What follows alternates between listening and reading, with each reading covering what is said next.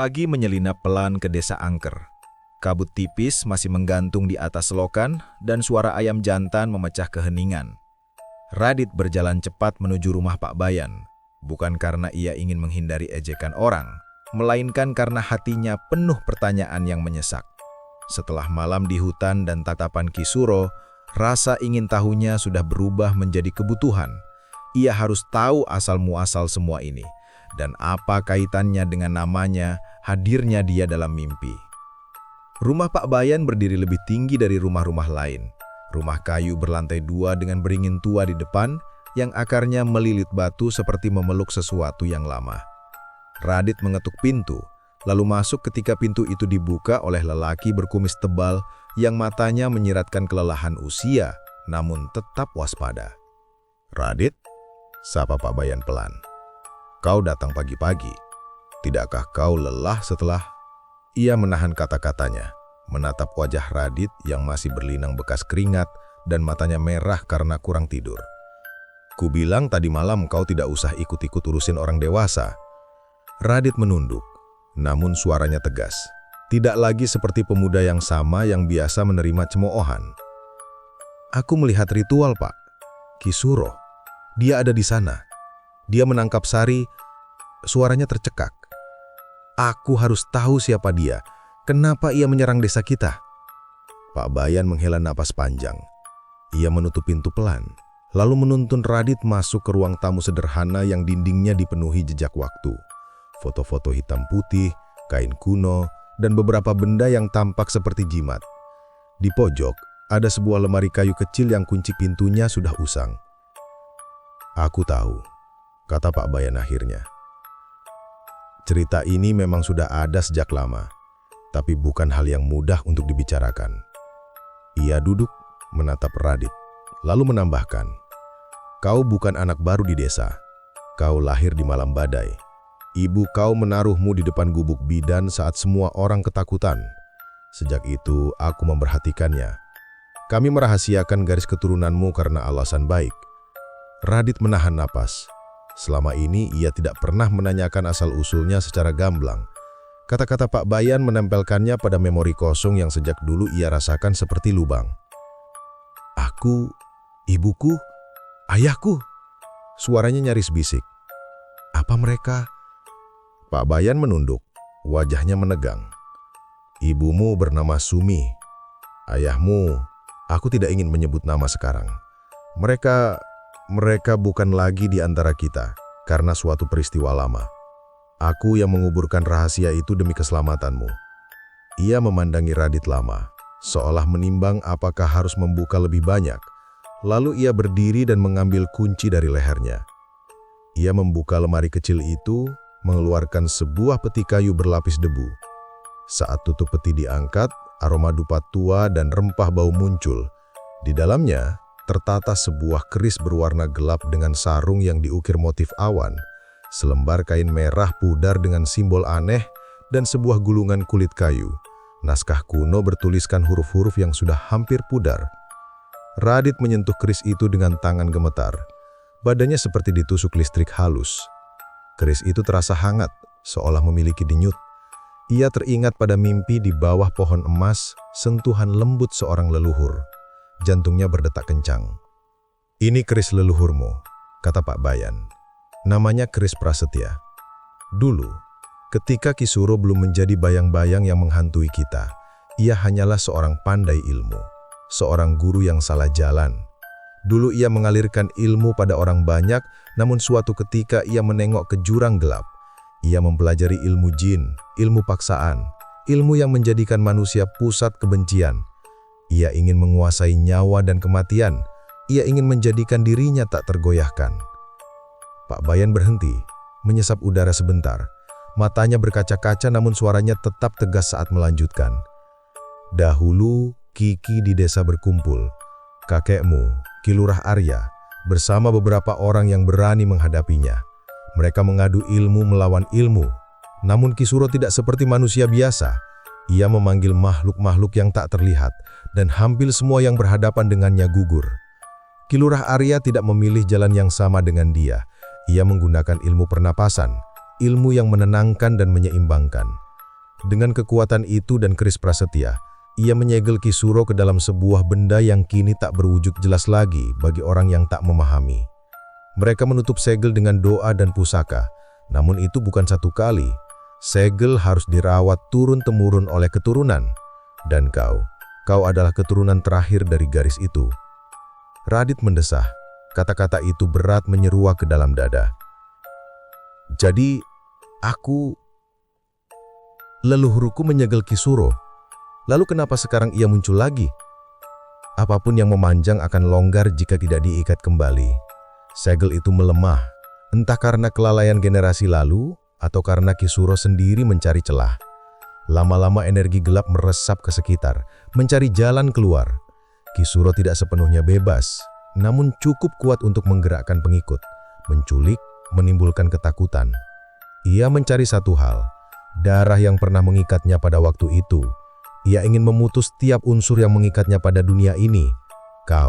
Darahmu adalah kunci untuk memperkuat atau bahkan memanggil ulang segel. Seketika Radit merasa seperti dilemparkan ke jurang. Semua beban yang selama ini samar kini ditatap depan matanya. Di dadanya, ada dorongan tanggung jawab yang besar tetapi juga rasa takut hebat. Lalu apa yang harus aku lakukan, Pak Bayan? Bagaimana caranya memperkuat segel? Bagaimana caranya menyelamatkan Sari dan yang lain? Pak Bayan menutup peti lalu mengangkat gulungan naskah. Dengan tangan yang tremor, ia membuka gulungan itu. Huruf-huruf rapi namun pudar menari di atas kulit kayu. Teks-teks latihan pernapasan, mantra perlindungan, dan diagram yang menandai lokasi-lokasi penting di sekitar desa. Salah satu diagram menggambarkan sebuah mata air tua yang dilingkupi batu, sumur segel. Inilah naskah yang digunakan leluhurmu, kata Pak Bayan. Di sini tertulis bahwa untuk memperkuat segel, harus dilakukan ritual pemurnian di sumur segel. Dengan memadukan napas leluhur, itulah ilmunya, dan pusaka, keris prasetya. Ritual itu butuh 3 hal, penguasaan napas, keberanian yang tulus, dan pengorbanan. Bukan pengorbanan darah, tapi pengorbanan sesuatu yang berharga. Kesetiaan seseorang kepada desa, atau penyerahan suatu benda yang mengikat urutan lama. Radit menatap keris prasetya lagi. Apakah itu berarti aku harus memakai keris itu? Apa aku boleh menggunakan kekuatan seperti ini? Pak Bayan menatapnya tajam. Keris itu bukan sekedar senjata. Ia adalah tanda perjanjian. Ia memperkuat napas, namun juga memantulkan niat pemiliknya. Jika kau gunakan dengan amarah, dengan dendam, ia akan memakanmu. Itu aturan lama. Itu sebabnya leluhurmu memilih jalan ilmu pernapasan, karena napas menuntun niat, menyeimbangkan. Kau harus mempelajari naskah ini, melatih napasmu sampai ia mengalir alami. Barulah kau boleh menyentuh keris ini dalam ritual. Ada jeda panjang, lalu Pak Bayan berdiri, matanya tajam seperti orang yang membuat keputusan besar. Aku sudah berumur. Dahulu aku ikut menjaga. Aku pernah melihat sedikit. Aku tak bisa lagi berjaga seperti dulu. Desa ini butuh pemimpin, bukan pemimpin yang berbicara, tapi yang bertindak. Aku melihat sesuatu padamu tadi malam saat kau melawan bayangan. Bukan kepahlawanan yang arogan, melainkan keteguhan yang muncul dari rasa takut namun tetap melangkah. Kau anak yang baik, Radit. Tapi peringatan, Ki Suro tahu tentangmu sekarang. Ia akan mengincarmu. Radit menelan ludah. Jadi, apa yang akan kita lakukan sekarang, Pak Bayan? Pak Bayan menutup naskah, melipat rapi dan menaruhnya kembali ke dalam peti. Ia menaruh keris itu di atas meja, meletakkannya bukan di tangan Radit, melainkan di hadapannya. Pertama, kita latih napasmu. Kedua, kita temukan sumur segel dan memeriksa segelnya. Ketiga, kau harus belajar mempercayai orang yang tepat. Aku akan mengajarkanmu sampai kau lebih kuat. Namun ingat, jika kau memutuskan untuk mencari Sari sekarang tanpa persiapan, kita akan kehilangan lebih banyak. Radit menatap wajah Pak Bayan, kemudian keris. Di antara keinginan menyelamatkan Sari dan suara leluhur yang mengajarkan kestabilan, pernapasan ada pilihan yang membakar, bertindak gegabah, atau menyiapkan diri. Ia menarik napas dalam-dalam, mencoba menenangkan diri sesuai ajaran pertama. Napas itu terasa lebih nyata sekarang, seperti pijakan di atas jurang. Ajar aku, Pak Bayan. Ajar aku latihan yang benar. Aku tidak mau lagi hanya menonton orang lain menanggung kegelapan ini. Pak Bayan melunak. Ia mengangguk, lalu menyisihkan sarung keris ke sebuah kotak kain, menaruh naskah di atas meja, dan menunjuk ke arah beringin tua di depan rumahnya. Mulai hari ini, kau datang ke sini sebelum fajar dan setelah matahari terbenam. Kita latih pernapasan, kita baca naskah, dan kita persiapkan dirimu. Namun, ada satu lagi yang harus kau tahu. Ada tempat di hutan, batu besar tertutup akar, di bawahnya segel itu menempel. Banyak yang lupa lokasinya. Aku akan menunjukkan, tapi bukan sekarang. Kita tidak ingin Ki Suro tahu apa yang kita rencanakan. Radit berdiri. Di luar, sinar pagi kini menembus celah daun pohon beringin menorehkan garis-garis cahaya di lantai rumah kayu. Di balik cahaya itu, ada bayangan panjang seolah desa menunggu keputusan seseorang. Keputusan yang kini ada di pundak pemuda penggembala itu. Saat Radit melangkah keluar, Pak Bayan menepuk bahunya satu kali, lembut namun penuh makna. Ingat anak muda, keberanian tanpa hikmat adalah api yang dapat memanggang semua yang kau cintai. Belajarlah. Di langkah pertamanya meninggalkan rumah Pak Bayan, Radit menatap ke arah hutan. Di sana, di balik dedaunan, ada selubung gelap yang menunggu. Ki Suro mungkin belum sepenuhnya bebas, tetapi ia sudah mengendus bau darah yang terikat dengan masa lalu. Radit menarik napas panjang, sebuah napas yang sekarang bukan hanya tarikan udara, melainkan janji. Ia akan belajar, ia akan menahan, dan ketika saatnya tiba, ia akan berdiri di depan bayangan itu tanpa gentar. Kisah lama kini diturunkan ke bahunya. Rahasia desa membuka jalan baru, bukan hanya perang fisik, tetapi perang pengetahuan, napas, dan kesetiaan. Dan sementara Radit berjalan pulang, naskah di rumah Pak Bayan bergetar halus di bawah sinar pagi. Seolah-olah menunggu untuk dibuka kembali, menunggu tangan yang tepat untuk membacanya.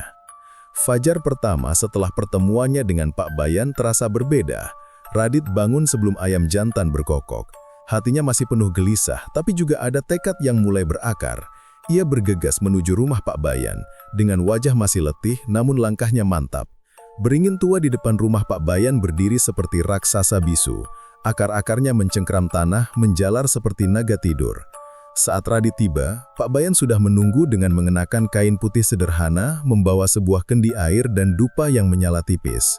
Duduk bersila di bawah pohon ini, kata Pak Bayan. Suaranya rendah tapi tegas. Beringin ini saksi sejak zaman leluhurmu. Akarnya menyimpan napas bumi. Kau akan belajar menyesuaikan napasmu dengan napas alam. Radit duduk bersila, mencoba menenangkan diri. Pak Bayan menaruh kendi di depannya, lalu membakar sejumput kemenyan. Aroma tajam bercampur manis mengisi udara, membuat kepala Radit sedikit ringan. Dengarkan baik-baik, kata Pak Bayan. Tarik napas dalam, tahan, lalu lepaskan perlahan. Rasakan seolah udara itu mengalir hingga ke perutmu, bukan hanya di dada. Napas perut, itulah yang membuka jalan. Radit mengikuti, tarik, tahan, buang. Pada awalnya ia hanya merasa sesak, namun semakin ia mencoba tubuhnya mulai merasakan sesuatu. Ada getaran halus dari tanah di bawahnya seperti denyut nadi bumi yang samar. Pak Bayan mengangguk. Benar, jangan melawan. Biarkan tubuhmu menyatu dengan aliran itu. Bayangkan akar beringin masuk ke tubuhmu, memberi kekuatan. Radit menarik napas sekali lagi, dan kali ini ia benar-benar merasakan aliran energi samar yang bergerak. Ia teringat pada cahaya putih kebiruan yang muncul di tubuhnya saat berhadapan dengan makhluk bermasker. Pak, aku merasakannya lagi, seperti cahaya, tapi belum jelas. Pak Bayan tersenyum tipis. Itulah napas leluhurmu, kau mulai membukanya. Jangan tergesa, semakin kuat napasmu, semakin terang cahayanya. Namun hati-hati, semakin kau memancarkan cahaya, semakin mudah Ki Suro merasakan keberadaanmu. Radit tercekak. Jadi, dia bisa tahu aku berlatih. Pak Bayan mengangguk pelan. Ia bisa mencium cahaya napas seperti serigala mencium darah. Karena itu, kita harus berlatih di bawah perlindungan pohon tua ini. Beringin punya roh penjaga yang bisa menyamarkan pancaranmu. Latihan berlangsung lama. Radit berkali-kali menarik napas, berkeringat, bahkan hampir pingsan karena memaksakan diri. Pak Bayan menyuruhnya berhenti sejenak, membasuh wajah dengan air kendi. Namun tiba-tiba, angin bertiup kencang dari arah hutan. Dupa yang tadi menyala padam meninggalkan asap tebal yang berputar-putar. Radit merinding. Pak Bayan, Apa itu? Pak Bayan berdiri sigap, matanya menyipit. Tenang, jangan goyah. Itu bukan angin biasa. Asap kemenyan mendadak berubah bentuk, membentuk sosok bayangan tinggi kurus dengan mata merah menyala. Suara gamelan lirih terdengar, seakan berasal dari perut bumi. Dung, tak, dung, tak. Radit gemetar. Itu pengikut Kisuro. Pak Bayan segera mengambil sejumput garam dari kantong kecil di pinggangnya, menaburkannya ke tanah sambil melafalkan doa. Bayangan itu meringis, tapi tidak hilang. Ia justru menoleh langsung pada Radit. Napasmu, milikku. Suaranya serak, seolah keluar dari dalam sumur tua. Radit panik, tubuhnya kaku. Bayangan itu melangkah mendekat, tangannya menjulur panjang seperti ingin meraih dada Radit. Radit, ingat napasmu! Bentak Pak Bayan. Radit menutup mata, menarik napas dalam-dalam seperti yang diajarkan. Dadanya bergetar, auranya muncul samar. Cahaya putih kebiruan kembali bersinar dari tubuhnya, meski kecil. Saat cahaya itu memancar, tangan bayangan itu terbakar seolah tersengat bara. Ia berteriak melengking, lalu menghilang bersama asap. Radit terhuyung, terengah-engah, wajahnya pucat. Apa tadi itu? Kalau aku terlambat? Pak Bayan menatapnya serius. Itulah gangguan pertama. Kisuro sudah tahu kau sedang berlatih. Dia mengirim bayangan untuk menguji dan mengganggumu. Semakin kau kuat, semakin besar gangguan yang akan ia kirim. Radit menunduk, menggenggam lututnya. Tangannya gemetar, tapi ada sesuatu lain di balik rasa takut itu. Perasaan bahwa ia bisa melawan. Pak Bayan duduk kembali di hadapannya. Ingat ini baik-baik Radit. Kisuro tidak akan berhenti sampai ia menghancurkanmu. Tapi kau tidak boleh menyerah. Kau tidak hanya berlatih untuk dirimu sendiri, melainkan untuk seluruh desa. Sari, warga yang hilang, bahkan anak-anak yang masih bisa selamat, semua menunggu kekuatanmu. Radit mengangkat wajahnya, matanya berkilat meski tubuhnya lemah. Kalau begitu, aku akan terus berlatih Pak, sampai napas ini benar-benar jadi perisai, sampai aku bisa berdiri melawan Kisuro. Pak Bayan tersenyum tipis, menepuk bahunya. Begitu seharusnya, tapi bersiaplah, karena latihan ini baru permulaan. Semakin malam, semakin berat ujiannya. Matahari naik selan peran-hali di balik kabut desa. Radit duduk di bawah beringin, wajahnya letih, tapi hatinya lebih teguh daripada sebelumnya. Ia tahu satu hal, jalan yang ia pilih sudah tak bisa ditinggalkan. Hari itu, matahari hampir tenggelam ketika Pak Bayan memanggil Radit ke rumahnya. Udara terasa aneh. Lebih dingin dari biasanya, seolah kabut turun lebih cepat. Burung-burung hutan berterbangan rendah, menandai bahwa malam kali ini tidak biasa. Pak Bayan berdiri di depan beringin tua, membawa sebuah obor kecil, kantong berisi garam, dan gulungan naskah yang semalam ditunjukkannya. Wajahnya serius, tak seperti biasanya. "Radit," ucapnya lirih, "malam ini kita pergi ke sumur segel. Kau harus melihat dengan mata kepalamu sendiri. Segel itu tidak boleh dibiarkan melemah lebih jauh. Jika benar-benar terbuka, Kisuro akan bebas sepenuhnya, dan desa ini akan jadi ladang kematiannya." Radit menelan ludah. Tubuhnya masih lelah setelah latihan pagi, tapi hatinya penuh rasa ingin tahu bercampur takut. "Aku siap, Pak." Pak Bayan menyalakan obor, lalu mereka berjalan menyusuri jalan setapak menuju hutan. Hutan menjelang malam seperti rahang jaksasa yang menutup perlahan. Suara burung hantu bersahutan, angin membawa aroma daun basah bercampur tanah tua. Radit berjalan di belakang Pak Bayan, menatap obor yang bergoyang di tangan tetua desa itu. "Jangan tertinggal," pesan Pak Bayan. "Di hutan ini, waktu tidak selalu berjalan lurus. Kau bisa berjalan 10 langkah, tiba-tiba kembali ke tempat semula. Hanya napas yang bisa menjadi pedomanmu."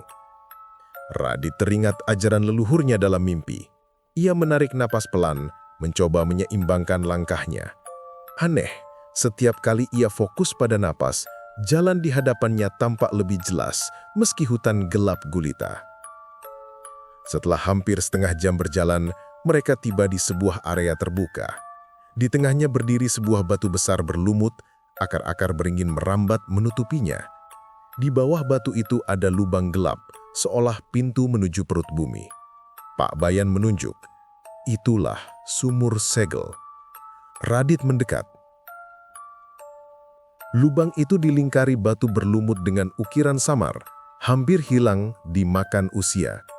Jika diperhatikan, ukiran itu membentuk pola lingkaran yang rumit, mantra segel. Dari lubang itu, keluar hawa dingin yang menusuk tulang, meski tak ada angin bertiup. "Apa? Ini benar-benar menyegel Ki Suro?" tanya Radit dengan suara bergetar. Pak Bayan mengangguk. "Di bawah sana, ruhnya terikat. Dulu leluhurmu dengan keris prasetya dan napas sakti menahan kekuatannya di dalam sumur ini. Tapi lihatlah," ia menunjuk pada salah satu ukiran. Garis lingkaran itu retak, patah di beberapa bagian. Dari celah retakan, asap tipis hitam keluar perlahan, meliuk-liuk seperti ular. Radit merinding. "Retakannya sudah parah." "Iya," jawab Pak Bayan berat. "Itulah sebabnya orang-orang mulai hilang. Ki Suro tak lagi hanya bayangan. Ia sudah mengulurkan tangannya dari dalam segel. Jika segel benar-benar pecah, semua jiwa akan jadi miliknya." Tiba-tiba, Radit mendengar sesuatu. Bisikan lirih, samar, seolah keluar dari lubang itu. "Radit, cucu Arya." Radit tersentak, mundur beberapa langkah.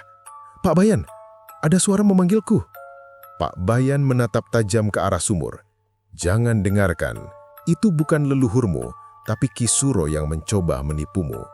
Namun bisikan itu semakin jelas. "Kenapa kau melawanku? Darahmu sama dengan darahku. Aku bisa memberimu kekuatan jauh lebih cepat daripada napas tua itu. Kau bisa selamatkan gadis itu jika kau bergabung denganku." Radit menutup telinganya, tapi suara itu justru terdengar dari dalam kepalanya. Ia melihat bayangan Sari yang terikat di pohon, menangis, berusaha meraih tangannya. "Sari," gumamnya. Pak Bayang segera menaburkan garam ke arah sumur sambil melafalkan doa. Asap hitam itu mendesis, mundur sedikit. Suara bisikan melemah, namun tawa kecil yang menyeramkan masih terdengar. "Hahaha, kau tak akan bisa menahanku lama lagi." Tiba-tiba, tanah di sekitar sumur bergetar halus, seperti ada sesuatu yang bergerak dari dalam. Akar-akar beringin menegang, beberapa bahkan terlepas dari tanah. Radit memegangi lututnya, napasnya memburu. "Pak, apa yang terjadi?" Dia mencoba menggoncang segel dari dalam. "Kita harus segera pergi," seru Pak Bayan. Obor di tangan Pak Bayan berkedip-kedip, hampir padam. Radit menoleh, dan di tepi hutan ia melihat bayangan-bayangan hitam berdiri diam, menatap mereka. Mata mereka merah, tubuhnya kaku seperti boneka. Jumlahnya banyak, lebih dari 10. "Pengikutnya, mereka sudah tahu kita datang," kata Pak Bayan dengan suara tegang. Pak Bayan meraih tangan Radit. "Jangan melawan sekarang, kau belum siap. Tarik napas, fokus dan ikut aku." Radit menurut. Ia menarik napas dalam-dalam, tubuhnya terasa ringan meski jantung berdegup kencang. Bersama Pak Bayan, mereka berlari menembus hutan. Obor berkedip di antara pepohonan. Radit menoleh sekali lagi ke arah sumur. Asap hitam semakin tebal, menjulang ke langit, seolah segel itu benar-benar akan pecah. Di dalam hatinya, Radit sadar, waktu mereka hampir habis. Malam itu bulan purnama menggantung penuh di langit. Bulat dan pucat, memancarkan cahaya keperakan yang menembus kabut tipis. Desa Angker tampak sunyi, terlalu sunyi. Tidak ada suara jangkrik, tidak ada gonggongan anjing, seolah seluruh makhluk hidup menahan napas menunggu sesuatu yang buruk. Radit berdiri di halaman rumahnya, menatap langit, hatinya gelisah. Sejak kembali dari sumur segel bersama Pak Bayan, ia tak bisa berhenti memikirkan bisikan Ki Suro yang memanggil namanya. Kata-kata itu seperti racun yang terus mengendap di benaknya. "Kau bisa selamatkan gadis itu jika bergabung denganku." Di kejauhan, suara kentongan dipukul 3 kali, tanda bahaya. Radit terkejut, lalu berlari menuju balai desa. Balai desa dipenuhi orang-orang. Wajah mereka pucat, beberapa wanita menangis, anak-anak memeluk ibunya erat. Seorang lelaki muda melapor dengan suara gemetar. "Pak Bayan, Ada laki yang hilang. Kali ini 2 orang sekaligus. Mereka terakhir dilihat di dekat sawah menjelang sore. Hanya ada jejak kaki menuju arah hutan, lalu hilang. Pak Bayan berdiri tegak di depan mereka, meski matanya menunjukkan kecemasan. Tenanglah semua. Jangan keluar rumah malam ini, terutama malam purnama seperti sekarang. Ki Suro sedang mencari mangsa lebih banyak. Kita harus berjaga. Radit maju ke depan, menggenggam tangan. Pak Bayan, kita tidak bisa hanya bersembunyi. Kalau terus begini, satu persatu orang desa akan hilang. Seorang lelaki tua menoleh, wajahnya murka. Kau siapa bicara begitu? Kau cuman anak penggembala yang bawa sial. Sejak kau muncul, makin banyak orang hilang. Benar, sahut yang lain. Mungkin kau yang memancing makhluk-makhluk itu ke desa. Radit terdiam. Kata-kata itu menusuk hatinya. Namun Pak Bayan segera mengangkat tangan. Cukup. Jangan menuduh tanpa tahu kebenarannya. Radit bukan penyebab musibah ini. Justru dia adalah harapan kita. Orang-orang hening meski tatapan penuh curiga masih tertuju pada Radit. Tiba-tiba angin kencang bertiup dari arah hutan. Obor di balai desa padam satu persatu, meninggalkan cahaya bulan yang dingin. Suara gamelan lirih kembali terdengar.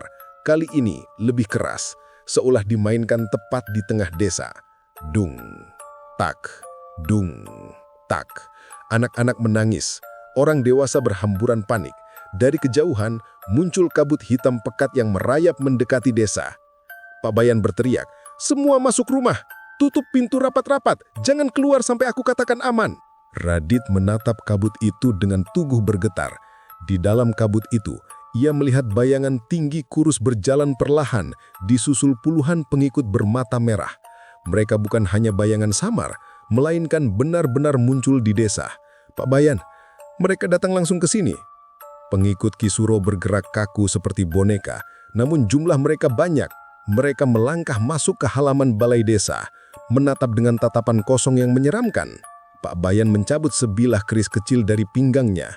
"Radit, kau belum siap melawan Ki Suro, tapi malam ini kau harus melawan pengikutnya. Gunakan napasmu." Radit menelan ludah. Tangannya gemetar, tapi ia mencoba menarik napas seperti latihan. Cahaya samar mulai muncul di tubuhnya.